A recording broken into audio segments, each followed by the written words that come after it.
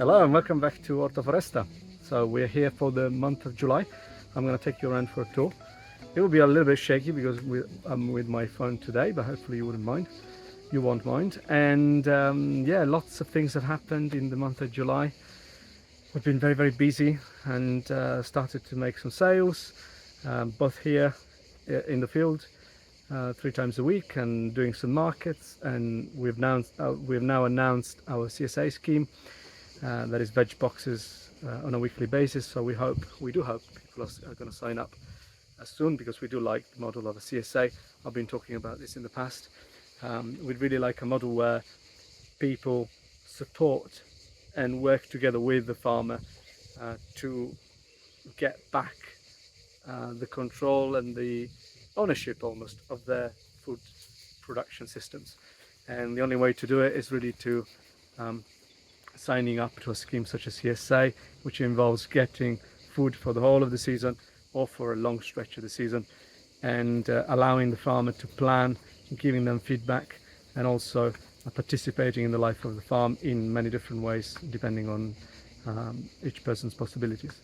And so we do hope that people will sign up to this. We've got lots of projects on that front as well, but I'll keep them for one of the following videos we will do. My phone is getting very hot, but hopefully it won't shut down. Behind me you see the greenhouse, so I'm going to turn the camera around and we're going to have a look at what's going on in there. It is very bright in here at the moment because it's nearly 5 p.m, but it's very hot. It must be 30 plus degrees. We've had a relatively hot couple of weeks. Then we had rain, a little bit of cooler weather. Here you see the tomatoes, very many different varieties. There are some cherries here, but there are also some beefsteak tomatoes and some average size, medium size, tomatoes. These are more cherries, lots of different varieties. I'm really curious to see how they will taste, considering that in here, if you don't remember, it was literally stone under these beds. We put compost on stone, on top of stone. I'm surprised these plants are even performing, considering they arrived with a disease and we had to really work hard. Look at this basil, it's shocking. We had to really work hard to make them go back to shape. So what we did is we sprayed the leaves with a mix of homemade preparations plus some organic fermented leaves plus some microelements. And that really did the job. We did only one treatment that way, and the plants are responding incredibly well. You know, in the mix there was a vermicompost applied both on the roots as a solid, but also as a liquid to the leaves and to the roots. Here there's aubergines doing well, even though still behind. They haven't produced anything yet. We planted them very late. Some beefsteak tomatoes. Hopefully you hear me. There might be a little bit of wind. Apologize for that. And then that is really it. And then at the very end over here, garlic for seed, cloves for next year, and lots more basil. Here these were interplanted with turnips and radishes. We pulled up the radishes mostly. The turnips are still doing very well. What do we have in the nursery area? Oh, lots of trees and shrubs. We'll do a video on these probably another time. Amorpha fruticosa, medicago arborea, coronilla. These are all interesting species. This fennel seeds popping through, not very good germination, I must admit. It's been quite hot. The broccoli with a little bit of flea beetle. There isn't a ton, but we'll be sowing now. We're kind of in the middle of a hiatus. We will be sowing a lot of seeds very soon, this week, essentially tomorrow or the day after tomorrow, and this will be to crop in the autumn. Here you see the difference between these two trays. I don't know if it's very visible on camera, but this one is a lot more vigorous. And it turned out, I didn't remember this, but Flavia told me that we had done a trial that I'd forgotten about. So this one was inoculated just once, right at the time of sowing, with vermicompost and seaweed extract, cold pressed. And these ones, now it's getting less and less evident, but these ones are a lot more healthy than these guys here. They've grown a lot faster as well, so now actually they're going to incur in some deficiency. You see the yellowing of the leaves because they're much bigger than these on average, and so they're running out of energy and space. So we're going to transplant these spring onions soon in the field. More broccoli and turnips. These are going to go in the field tomorrow. And we have one last round of tomatoes for the autumn. So this is what's in the nursery area. Let me take you to the field. It is very, very bright, so I hope you do see me clearly. I barely see the screen myself. Okay, so here we have our first few blocks. So these blocks, as you've seen in the previous videos, were infested with a lot of weeds, especially couch grass, and a little bit of hand weeding, and also covering with landscape fabric has been our strategy here. And you see the carrots over there. I should probably pull one to show you. This is really hard stone under the compost, but the carrots are still finding a way to grow. They go around, are still growing there. And here we're going to plant something soon. There were spring onions and peas, courgettes. Here you can really see the extent of the weeding that needs doing in here. This is broccoli that didn't perform very well, mostly because of weed competition. And these are courgettes, different varieties of courgettes. There's some yellow, some light green, some dark green. And once we've been harvesting them, including today, so you won't see many fruits on the plants at this stage. But these are coming out of production slowly. You might see some powdery mildew in the coming weeks on this. And you can really notice something very interesting here. On the left hand side and on the right hand side, these plants were transplanted on the same day. The only difference is that these ones were on top of a crop of mustard that had just been cut.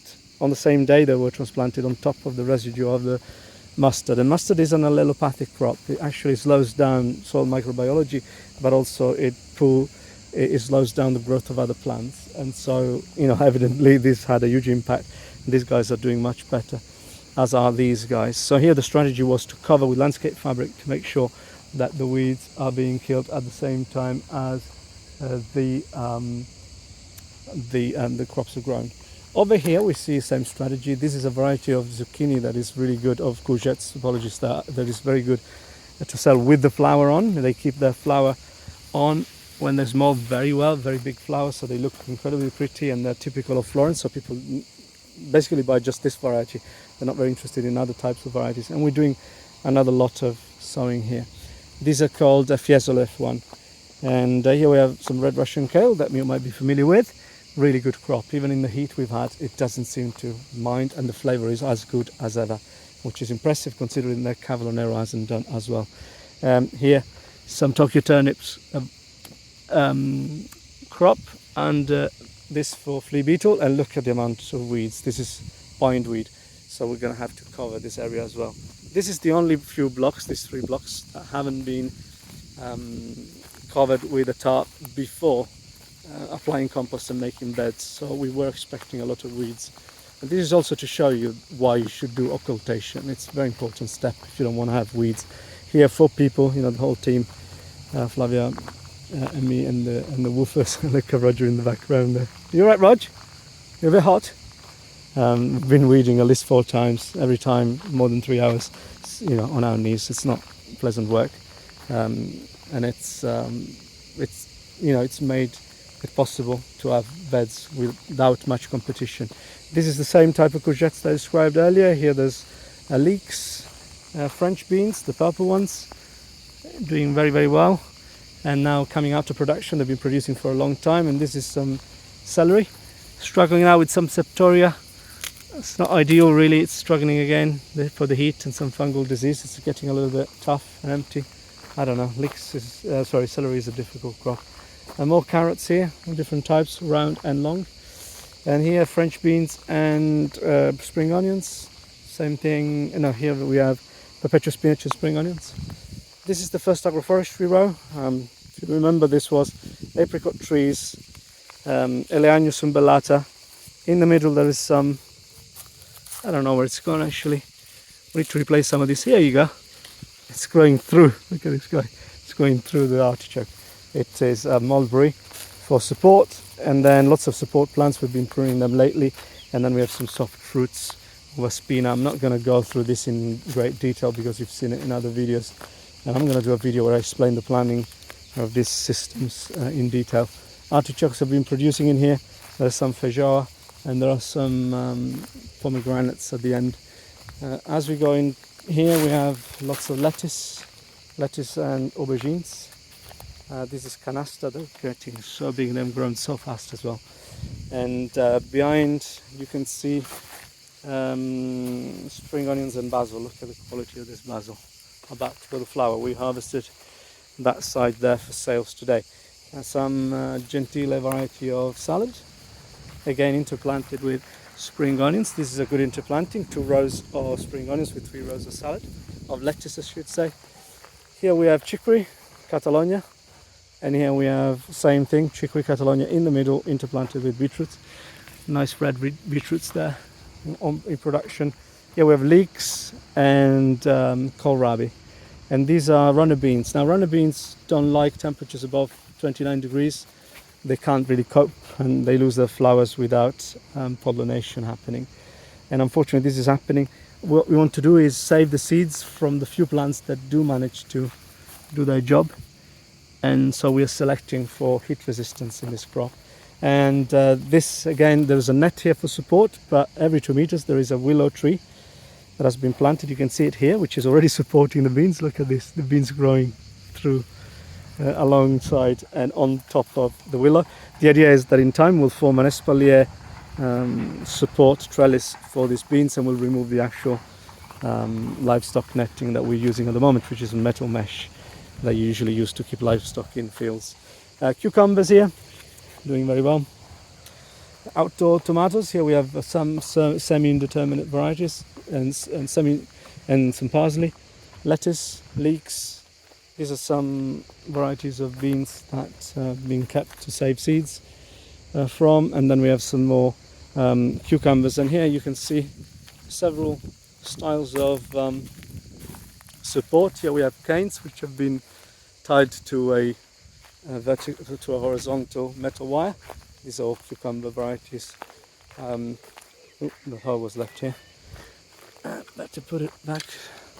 And here we have a different type of support. This is a metal wire with string and then tomatoes underneath, and this is essentially just livestock mesh. And the tomatoes have been strung up just to allow them to reach the mesh as soon as possible. And then let's go on the other side. There we have some broccoli. Lots of interesting veg growing on this side as well. Some of it is in the transition between within spring and summer. Here you can see we have a lot of purslane as a weed. It comes from this compost that we get, and then we just leave it on the ground on a hot day such as this. I forgot this one. So what I would do is pull it up, or sometimes cut it to leave the roots in, but now I don't have a knife, and leave it on the ground, and it will dry and it will become mulch without any need for composting. And this is what in this climate makes a ton of sense actually. It's not to make compost with the residue, but leave it to compost in place, especially in shaded environments like these. Here, if we do it properly, so when you prune, we go and prune these leaves and lay them out down there, and so that the crop in the middle, if there is a crop in the middle, like in this case there was, and now it's been harvested, gets some light, and also that adds to the mulch and it composts in place. Why am I saying in the shade? Because in the shade there's less oxidation taking place, and so most of this organic matter will actually add to the soil and to the microbial population that will eat it. Here we have some French beans, a green variety, and in the middle we have some beetroot growing, some beautiful Swiss chard. Look at the size of this guy, shocking. Cavallonero, which is now losing its flavour. Here we have the second agroforestry row, peach trees, doing well now, recovering from an insect attack. without any treatment whatsoever. And then we have cut all of the perpetual spinach which was in here. Another tool that we left behind. I need to really be a bit more careful about this. The perpetual spinach has been cut, it was here for support, and some of the sweet corn has been pinched off. So now, I mean, this one we didn't, but most of them have been pinched off so that they will bush out and produce more biomass, which then goes to support the rows. And you see these rows are planned in such a way, designed in such a way that they will be self-supporting in terms of biomass, fertility, etc., etc. They were only mulched once. Here we have peach, and we have raspberry, and we have Gleditsia triacanthus, and then we have, which is a honey locust, and then we have lots of other stuff. This is a willow. Again, I'm going to refer you to a different video where I explain, or different posts that I've already made where I explain the planning of this rows in much detail. Here you see the insect attack. It's taking place again. Hopefully you can see this in focus. It had happened already, and interestingly the plant sent off some other shoots to replace the tips that were being eaten. So the plant seems to have recovered, but the insect might attack again. I don't know the English name of this insect, but it's quite annoying. Some sea buckthorn. And here we have leeks, mostly leeks, perpetual spinach, chard, things for the autumn really. Some of them will produce already in the summer, but most of them will produce in the autumn. And let's have a look at the sweet potato block. So over there in front to me you see sweet potatoes being grown in soil. There is a mulch of hay, very thin though, less than 5 centimeters. And there are some melons in the places where the sweet potatoes didn't survive the transplant. They were they were not in good conditions because they were sent by post. I have to thank Enrico who sent these, and most of them have done well though, and now are starting to spread, and they will really trail around. And so this is the sweet potatoes, and there are some orange ones and some white ones. I mean the inside being white and orange, either white or orange, sorry. Here these are 2 beds of melons. These have had some horse manure at the bottom and some compost on top. So quite nice fertility boost and also good mulch, even though this compost we put on top, it's actually the hydrophobic one, the one that doesn't perform really well in the heat. And so we made sure to put some very rich horse manure at the bottom. It's kind of half fresh. Here we have the third agroforestry row. This is plums and green gages and stuff like that. It's all the same sort of plants. Some are doing better than others, some are really struggling to be honest, but we'll see at the end of the year which ones have performed best. The ones that have been cut really low up on arrival have done really well. And here we have perennial kale, Tontondine from Exeter, doing very well. The sweet corn has been pinched off as well over here. And some bucos. Here there's plenty of species to support these plants. There's some paulownia, some white poplar, and again we've been pruning in here. You can see there was some horseradish at this end which we have pruned, and you see all of the biomass used as a mulch. Chop and drop, chop and drop. And over here we have the last bed on this side of the garden, the last block of beds, sorry I should say. Here we have 3 new beds that we made with wood chip mulch in the pathways. These are leeks, parsley and red Russian kale, and then we have to make more beds there this week when we get some more compost. I see lots of weeds on this side of the world, and so we're covering to occultate most of them. This is the syntropic agroforestry row. Bit of damage, probably from raw deer. These have been eaten, but most of the stuff is okay. They come in and eat a little bit, but the veg is still fine. We haven't turned on the electric fence, and that's probably why. So we have Jerusalem artichokes as a support species. They've been cut twice. You'll see a video on our channel about that. You've probably seen it already. It was done a month ago or so. And this has happened twice, the second time down to the ground. And we have lavenders and sages in between. The sage is now struggling with very low levels of light, so probably we will do another cut soon. Red bumblebee there. There are willows in here, and the fruits are kaki, figs, khaki bean, persimmon, figs, blackberries. Oh, look at this. There is a blackberry ready there. We'll see what it does. So, and then we have the willow here doing quite well. And some artichokes, together with the Jerusalem artichokes, elderberry, and some figs alongside the persimmon. So here, but everything here is doing very well. Very high density planting. A few weeds that contribute to the support of the biomass. And behind this there is a block of courgettes, the same you've seen earlier. Fiesole F1, a hybrid, highly productive. So here there was, if you remember, some horse manure, and then half of the block is covered with landscape fabric. Look at the size of these leaves, and they're as big as my chest. Look at this, huge. So they're producing less fruit and more leaves. I'm not too fussed about that because actually we have more courgettes than we can sell. But that's obviously due to the excess of nitrogen from the horse manure, which was fresh. And that's okay. You do see this pattern quite often. Very dark leaf, healthy growth, and a little bit less flowering and fruiting. This could be turned around by spraying phosphorus and calcium from eggshells or bones. This would normally trigger flowering and the plant would turn. The leaves would become slightly smaller in time and the production of fruit would increase. Over here you see the same thing but without any landscape fabric, just with mulch, and it's doing quite well, but it had 3 months of occultation before planting these, so that's probably also why the weed pressure is not too bad. So we could have saved ourselves a little bit of landscape fabric.